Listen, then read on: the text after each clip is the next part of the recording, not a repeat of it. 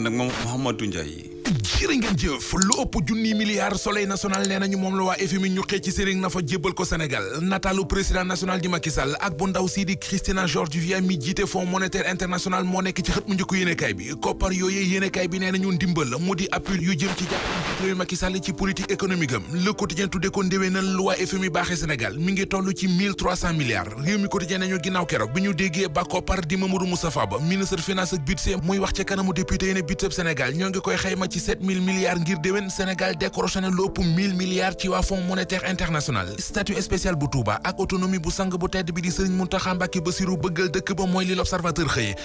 bil yéenekaay bi mi ngi ci taataan xalaat ak leeral yu bàyyi ko ci Mame Cheikh Ngom di spécialiste ci wàllu aménagement territorial décentralisation gouvernance gestion foncière ak planification sunum réew di Sénégal Walf Quotidien mi ngi ñuy wax ne statut bi mu amoon ci dénd bu Afrique bi mu di statut bu champion démocratie mi ngi koy ñàkk ndànk-ndànk li koy firndeel yéenekaay bi nee nañu moo di cim ndaje muñ doon amal ca parlement européen kilifa ya fa teewoon Walf Quotidien nee nañu waxtaan nañu ak maître Aïssata Tall Sall ministre affaires étrangères bu réewum Sénégal ci coowal troisième mandat bu Macky Sall bi naka noonu ci arrestation yu bari yam ci réew mi njiit réew mi di Macky Sall lii Quotidien mi ngi ñuy xibaar ne am na lu mat ñeenti téeméeri maire ak juróom-ñaar fukk ak ñaar 472 maire yu def ay pétition signé ko ngir bëgg mu doon candidat samp am dëndëm bokk ci élection présidentielle yu 2024 yi journal Tribune mel ne ku naan ñu du yombee noone ne plateforme F24 nee nañu troisième mandat du fi am ñoo ngi sàkku ci askan wi ñu takku taxaw ci kanamu Macky Sall ngir mu bañ fee waxi troisième mandat ba mu koy jëmee kaw ci kaw xët mu njëkk yéenekaay bii di Tribune ba tey mi ngi ñuy wax ci lu jëm ci tabaski gi wër borom kër yi war leen lànk ne du leen wàcc ñu bari ci ñoom borom kër yi jamono ji ci ak jaaxle la ñu nekk ndax tabaski gi ak i dépense am xar seer na ci réew mi ndugg ma ñu koy toggee seen njëg di gën di yokk saa yu ñu xëyee ci marché bi te xotti xale yi ñëwagul ci lii la journal Tribune sukkandiku ba tax mu gis ne tabaski gi mooy fête guy jekkali père de famille yu bari Sud Quotidien moom li ko jaaxal ci tabaski gi mooy ñaari julli yi am ci réew mi nee nañu tàggal réewum Sénégal ak ñaari tabaski jaam lottu na ji te booy seet journal bi nee nañu ci réew jullit yi am ci àdduna bi daanaka ci Sénégal rekk lañu koy gis ñu gis ba tey ci xët mu njëkk Sud Quotidien xibaar beneen buy wax ci tabaski gi mu di bu ñu tabaski ba ci ëllëg sa maanaam ci àjjuma ji njiit réew mi Macky Sall jël na dogalub def ko feet